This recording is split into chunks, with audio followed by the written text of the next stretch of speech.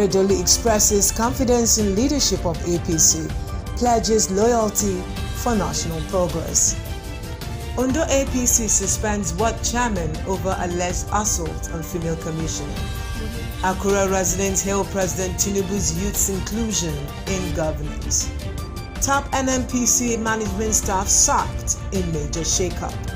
And from the foreign scene, Libyan flood survivors protest against authorities demanding accountability.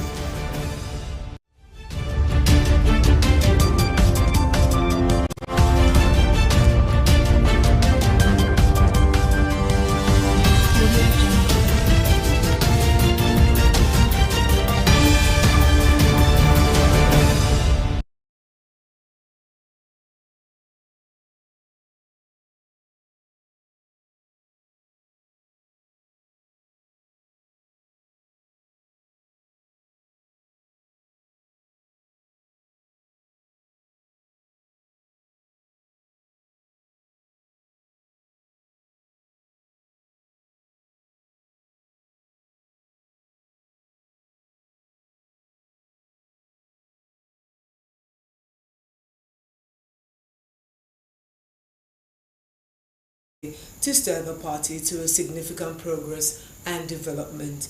The governor, who spoke while hosting a high-powered delegation led by the national chairman of the APC, Ganduje, also commended the chairman's directive for state party structures to maintain appropriate offices.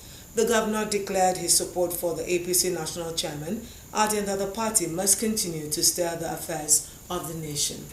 The national chairman, Abdullahi Ganduje, while responding, noted that Governor Akeredolu is important to the party and the country, acknowledging the party's consistent prayers for the governor. He said the party's National Working Committee has undergone a reformation and would work for the welfare of Nigerians. Also on the visit was the National Secretary Surajuddin Ajibola Bashiru, National Vice Chairman Southwest Aziz Kekemeke, Deputy National Secretary Sir Festus Wanta, Deputy National Financial Secretary Hama Hali Kumo, and former Deputy Governors Moses Adeyemo and Rauf Olaniyo, among others. Meanwhile, the All Progressives Congress APC in Ondo State has ratified the suspension of its ward chairman in Arigidi Iye Ward 1, Mr. Olumide Awolumate, indefinitely. The leaders and stakeholders of the party in Akoko Northwest local government area of the state met in Okiagbe, where the decision was taken and communicated to the state chairman, Ade Adetime. The APC, in a statement by its publicity secretary, Alex Kalajaye, said the action of the local chapter is in line with the directive of the state secretariat after the show of shame on Saturday. According to the statement, the suspended ward executive member conducted himself in a deplorable manner and has dragged the state government and the party's image into serious disrepute. The APC said the decision was taken to ensure that the suspended Awolumate is appropriately punished to serve as deterrent to other leaders and members of the party. In the meantime, the Minister of State for Youth Designate, Ayodele Olawande, has thanked President Bola Tinubu for considering him worthy of the appointment. Speaking with Osrc in a telephone conversation, the Ondo State-born 34-year-old said the appointment will afford him the opportunity to engage the Nigerian youths and create a future where they thrive. While noting that Nigerian youths are talented, Mr. Olawande said concerted efforts will be made to use youth's innate talents for national development. The news was received in good heart, and I give everything to God, because this is what is called uncommon grace, uncommon favor. It's very, very uncommon. So I give it to God. People like us are coming from the down route of life, not from the advert of a thing or something, but we are coming from the grassroots. I am still the leader of APC in Ondo State. I've walked through to see what young people, I'm a young man, I'm 34 years, and I must tell you, this is the time to showcase and let the young people of this country, to see the government, to feel the government, and to touch the government, to engage from every root and corner, every towns, villages, engagement. When they say youth are this, youth are that, I tell them, we have left aside the roots. We are talking about the phrase. Our youth are going to trend. There's nothing you can do about social media. There's nothing you can do about internet or whatever. But there's a lot of things you can do about youth. And first thing is to go back to the roots of the engagement and make sure that you work with everybody. If it's to beg, we beg. If it's to cry, we cry. Because this is our time. The government of Mr. President, our father, must be seeable to the young people, must be touchable to the young people.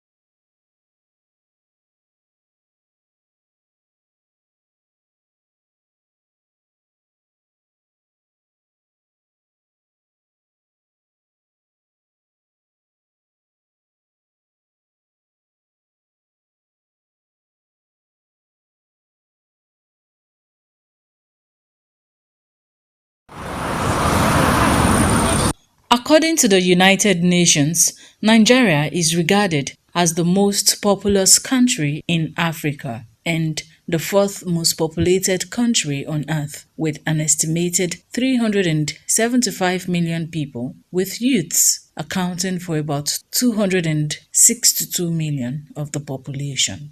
Nigeria has one of the largest youth populations globally, which is an opportunity for harnessing the country's potentials for sustainable development and growth.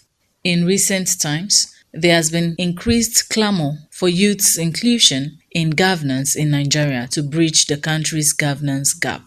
In the run-up to the 2023 general election, President Bola Tinubu, during his electioneering campaign, assured of tangible youth representation in his cabinet owing to the pivotal roles played by them during the election period. Keeping faith with his promise, a number of youths have been appointed to hold key positions in the highest level of governance in the country. Among these appointees is a 32-year-old tech entrepreneur, Mr. Khalil Halilu, as the Executive Vice Chairman and Chief Executive Officer of the National Agency for Science and Engineering Infrastructure. The inclusion of Ms. Oriri Agbaje, a 400-level student of the University of Ibadan, in the Presidential Tax Reform Committee. The choice of Ajuri Ngelale, age 37, as presidential spokesperson and special advisor to the president on media is another highlight of the president's commitment to youth inclusion. Other youthful appointees are 41-year-old Minister of Interior, Olubumi Tunji-Ojo, the recent being the nomination of 37-year-old Jamila Ibrahim as Minister of Youths, alongside Ondo State Youth Leader Ayodele Olawande as Minister of State for Youth. Residents who described the move as a welcome development say youth inclusion was requisite for robust governance and accountability, and called on the nominee to discharge his duties effectively and efficiently, especially in the areas that most concern the youths. The promise of the Mr. President that he is going to run an inclusive government that have young people, that have the elderly ones, and also persons living with disability is on the right track, because he promised during the electioneering process, and this is one thing that is already fulfilling for the young people. There should be an inclusion. Young people should have a table. They should have a voice during the decision-making processes. Younger people have been saddling with strategic responsibility, strategic positions on how to move this country forward. And the resultant effect, it is simple, that this desired change, the dream of our forefathers, will no time come to bear with what we have been seeing. This is the first time in the history that we'll be having youths of early 30s that are making ministerial appointments. Is a very good development, and that development alone is encouraging the youth to participate well in politics. All the position that we put in the youth is very okay. As time goes on, things is getting better. It will give us youth voice. People will be able to hear us. We'll be able to, unlike when the old people are in government, but now when that the youth are in government, they will be able to think from our own perspective. They will be able to hear us more and understand us better. This is highly commendable. I'm encouraged. As a legal practitioner, I would say that it's a positive development, it's a good development in the right direction. So I want to commend Mr. President for this, but it's another thing for the youth also to live up to expectation. If there is any area where I want young people to work on, I want them to work on how we can have massive employment for the youth. How can this be created? This can best be created by having policies, creating enabling environments that will enhance further youth participation. During a phone interview, the newly nominated Minister of State for Youth assured of his readiness to represent the youths of the country in all capacity. But there's a lot of things you can do about youth. And first thing is to go back to the roots of the engagement and make sure that you work with everybody. If it's to beg, we beg. If it's to cry, we cry. Because this is our time. The government of Mr. President, our father, must be seeable to the young people, must be touchable to the young people, and must be felt by the young people. Many say the inclusion of youths in governance will help kickstart the implementation of youth-centered agitations and ultimately reposition the country for greater development. Joy Pius, Osrc News. The Chief Justice of Nigeria, CJN, Justice Olukayode Ariwola, will tomorrow swear in 9 newly appointed justices of the Court of Appeal. We'll bring you details of this and many more after this break. Please join us again. Take it from me, the mind-blowing way to do things is the Glow LTE advanced way. When you stream, it's like you're in the drama itself. When you make calls, you reach where others can't. Fluffy! Doing business is like running Wall Street from your street. And when you play, I did beat the guy. We'll see about that. It's like traveling the world without moving an inch. Is that Toby in your room? You can download in the blink of an eye in 4K. Go. And when you go for your dreams, it's like running with the strength of 3 nations behind you. Glow LTE Advanced, the power of 3 data networks in one. Get a Glow SIM or dial *301#.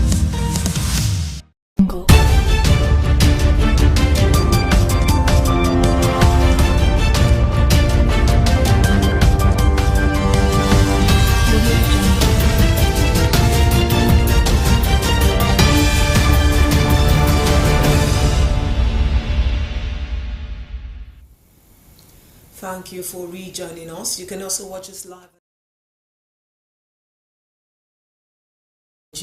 or follow us on our Facebook page at Osrc TV, and on YouTube you can subscribe to our channel Osrc TV Ondo.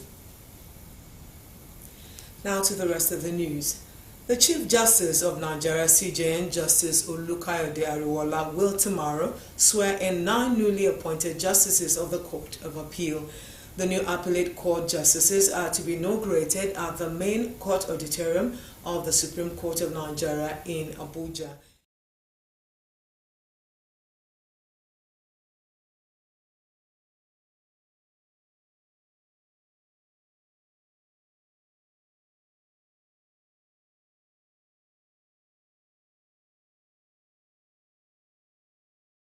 Kaduna State, and Peter Chude Obiora from Anambra State.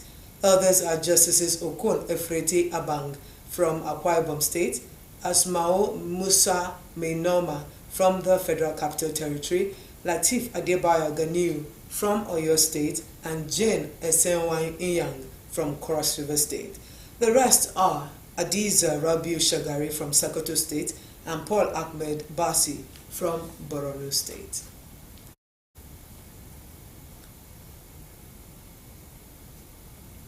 Still on judicial matter, the presidential candidate of the People's Democratic Party (PDP), Abubakar Atiku, has filed an appeal at the Supreme Court seeking nullification of the judgment of the Presidential Election Petitions Court, which upheld the declaration of President Bola Tinubu as the winner of the 2023 polls. In the notice of appeal predicated on 35 grounds, Atiku insisted that the tribunal committed a grave error and miscarriage of justice in its findings and conclusion in its petition challenging the Independent National Electoral Commission INEC's declaration of Tinubu as president. The notice of appeal is also praying the Apex Court to set aside the whole findings and conclusions of the tribunal on the grounds that they did not represent the true picture of the grounds of his petition. Atiku maintained that the tribunal erred in law when it failed to nullify the presidential election held on February 25, 2023, on the grounds of non-compliance with the Electoral Act 2022, when, by evidence before the tribunal, INEC conducted the election based on grave and gross misrepresentation, contrary to the principles of the Electoral Act 2022, based on the doctrine of legitimate expectation. Staying with the judiciary, Federal High Court sitting in Abuja has dismissed the suit filed by Senator Adamu Bokachua seeking to stop the Independent Corrupt Practices Commission, RCPC, from investigating him over the comment he made during the valedictory session of the 9th National Assembly. Justice Iyangapo, in a judgment, held that the suit lacked merit and ought to be dismissed. Justice Ekwe said that Bokachua, being a lawmaker, ought to understand the implication of the statement that he made on the floor of the Senate. According to him, the legislative immunity which the plaintiff Bokachua claims in this case does not avail him. Moving now from the judiciary to the legislative arm of government, Speaker of the House of Representatives Tajuddin Abbas has explained why the House increased the number of its standing committee from 109 to about 137. According to the Speaker, the increase in the number of committees was not aimed at giving leadership positions to members of the House, but to increase the level of efficiency of the oversight functions of the House. Abbas, who said this at an interactive session with members of the House of Representatives Press Corps, said some committees of the House were too large for effective oversight. The decision of the House to increase the number of standing committees has come under criticism. The Speaker said all standing committees have been given a marching order to ensure efficiency in their work.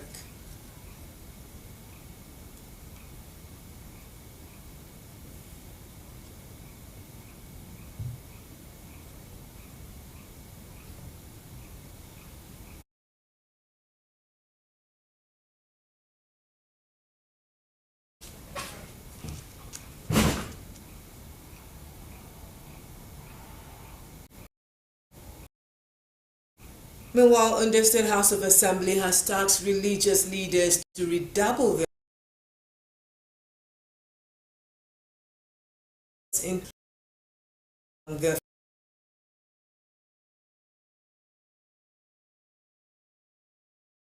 to a board in charge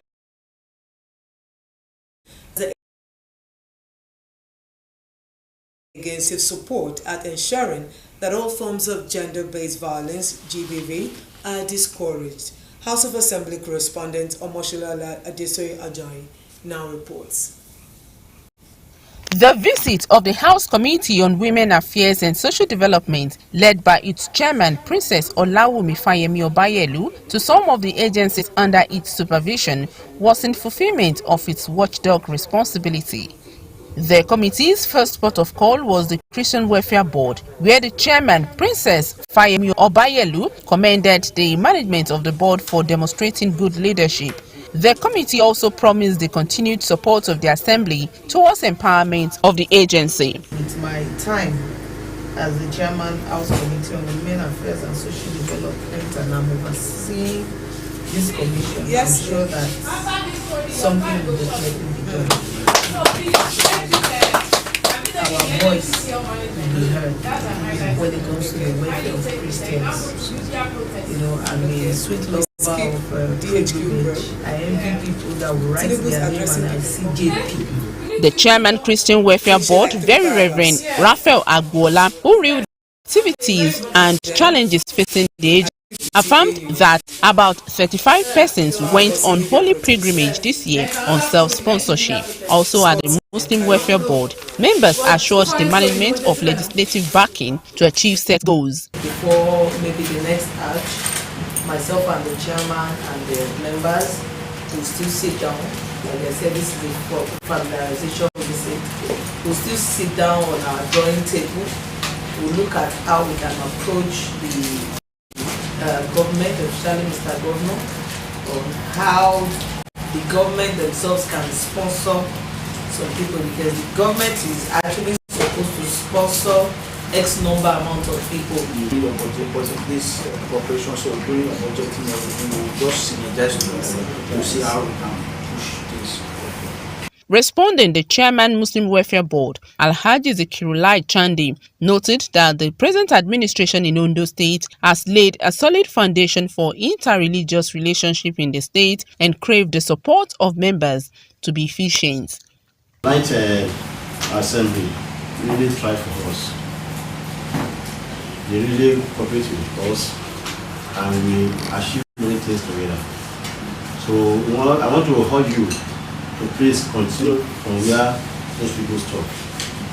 Inshallah, we will not disappoint you. Members were also at the Ondo State Agency Against Gender-Based Violence and noted the enormous task before the agency. The secretary of the agency, Mrs. Bolanle Afolabi, who said the agency has intervened in several cases of gender-based violence since its establishment in 2022, sought the support of the committee in getting the needed funding to perform.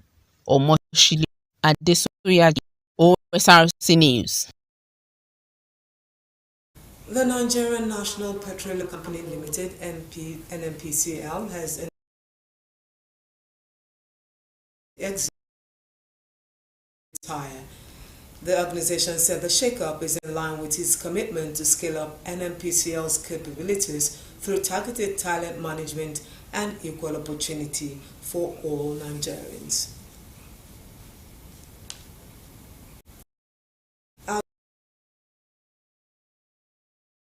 Nigeria on 70 the high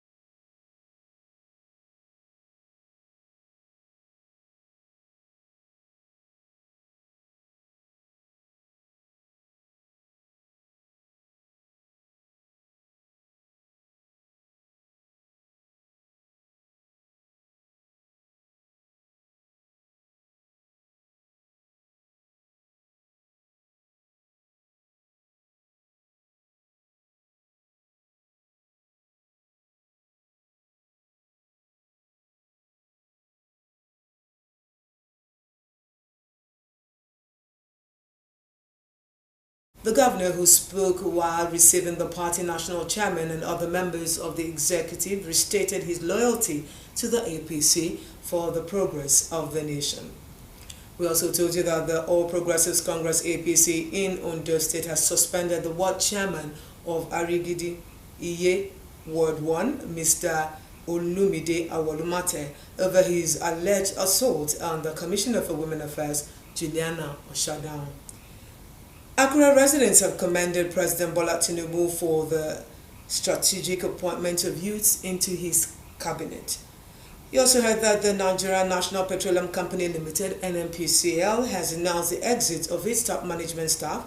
It said the decision was taken to scale up operations of the company. And from the foreign scene, we told you that Libyans have protested against authorities and have demanded investigation into the flooding that claimed thousands of lives. And with that, we round up the news at 7. Thank you so much for your time. Good evening.